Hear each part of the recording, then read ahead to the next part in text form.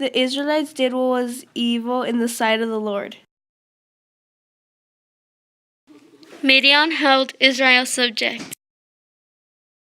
From fear of the Midian, the Israelites made dens in the mountains, the caves, and the strongholds.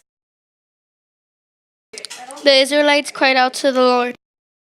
The Lord sent a prophet to the Israelites. I am Gideon. The messenger of the Lord came to Gideon and said, "The Lord is with you, you mighty warrior." Gideon started to question the messenger. But the Lord turned to him and said, "Go with the strength you have and save Israel." Gideon said, "Please, my Lord, how can I save Israel? My family is the poorest and I am the most insignificant in my father's house." The Lord said to him, "I will be with you, and you will cut down Midian to the last man." Gideon asked for a sign. Gideon put meat in a basket and broth in a pot. He brought them out to him under the terebinth and presented them. The messenger of the Lord said to him, "Take the meat and 11 cakes and lay them on this rock. Then pour out the broth." When the messenger touched the rock with a staff, the fire consumed them. Then the messenger of the Lord disappeared from sight. Gideon, now aware that it has been truly the messenger of the Lord.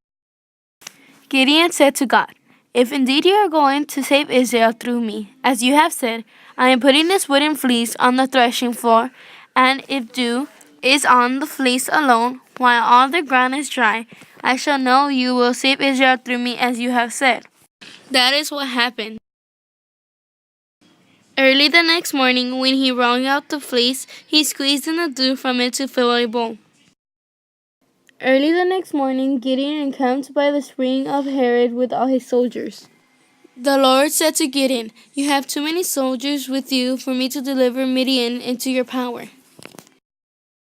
So announce in the hearing of the soldiers, "If anyone is afraid or fearful, let him leave."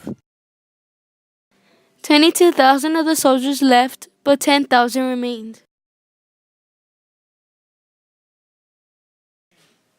The Lord said to Gideon, "There are still too many soldiers.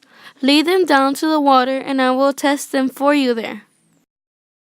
But no one is to go if I tell you he must not." When Gideon led the soldiers to the water, the Lord said to him, "Everyone who laps up the water as a dog does with its tongue, you shall set aside by himself. And everyone who kneels down to drink, raising his hand to his mouth, you shall set aside by himself. So let all the other soldiers go home." Now the enemies were lying in the valley. Their camels could not be counted because there were as many as the sands on the seashore. When Gideon arrived, one man was telling another about a dream. "I had a dream," he said, "that a round loaf of barley bread was rolling into the camp of Midian. It came to a certain tent and struck it, and turned it upside down, and the tent collapsed." When Gideon heard the account of the dream and its explanation, he bowed down. Then he said, "Arise, for the Lord has delivered the camp of Midian into your power. I shall go to the edge of the camp, and as I do, you must do also. When I and those with me blow horns, you too must blow horns all around camp and cry out, 'For the Lord and for Gideon.'" And so they did. The Midians fled near the border. The Israelites then said to Gideon, "Rule over us, you, your son, and your son's son, for you saved us from the power of Midian." Gideon answered them, "I will not rule over you, nor shall my son rule over you. The Lord must rule over you." Midian was brought into subjection by the Israelites. They no longer held their heads high, and the land had risen for 40 years during the lifetime of Gideon.